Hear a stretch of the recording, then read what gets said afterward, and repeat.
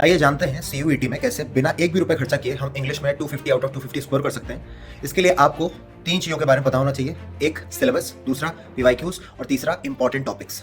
अगर हम सिलेबस की बात करें तो पूरी ग्रामर आती है, साथ के साथ रीडिंग कॉम्प्रिहेंशन बहुत अच्छे से पूछा जाता है, वोकैबुलरी अच्छी पूछी जाती है और आपको वहाँ पर पैराजम्बल्स देखने को मिल जाते हैं। साथ के साथ figure of speech, letter writing जैसे कुछ छोटे छोटे टॉपिक्स भी आपको देखने को मिलते हैं। दूसरा मैं बात कर रहा हूँ वेटेज। वेटेज अगर आप देखेंगे 50 क्वेश्चंस में से मैक्सिमम क्वेश्चंस इन दो टॉपिक्स से होते हैं। पहला रीडिंग कॉम्प्रिहेंशन, दूसरा वोकैबुलरी। इसका मतलब ये होगा कि आपको रीडिंग कॉम्प्रिहेंशन भी बेहतर करना है और वोकैबुलरी भी बेहतर करनी है। वोकैबुलरी में सिनोनिम होते हैं, एंटोनिम होते हैं, होमोफोन्स होते हैं, इडियम्स होते हैं, फ्रेजेस होते हैं, ये सारी चीजें होती हैं। फिर हम बात करें अगर पार्ट्स ऑफ स्पीच में तो कोई क्वेश्चन वर्ब से आ जाता है, कोई कंजंक्शन से आ जाता है। अब मैं बताता हूँ आपको करना क्या है। सबसे पहले एक किताब आती है बेटा, वर्ड पावर मेड इजी।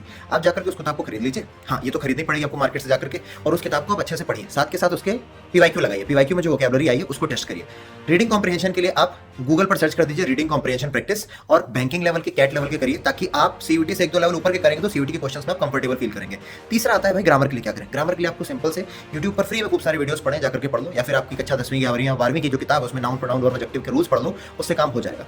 क्योंकि ये सारी बातें जो मैं आपसे बोल रहा हूँ ये टॉपर्स के द्वारा बोली गई हैं, जो 2022 से लेकर 2025 तक बने। और मैं आपको बता दूं, ये जो टॉपर्स हैं ये सीबीएसई बोर्ड के थे, आईसीएसई बोर्ड के थे। इनमें से कोई भी टॉपर यूपी बोर्ड का नहीं था। क्यों नहीं था? क्योंकि यूपी बोर्ड का बच्चा ग्रामर से डरता है, वो पढ़ाई नहीं करता है, रीडिंग सेक्शन में वो कमजोर होता है, पढ़ाई का मतलब वो इंग्लिश नहीं पढ़ता है।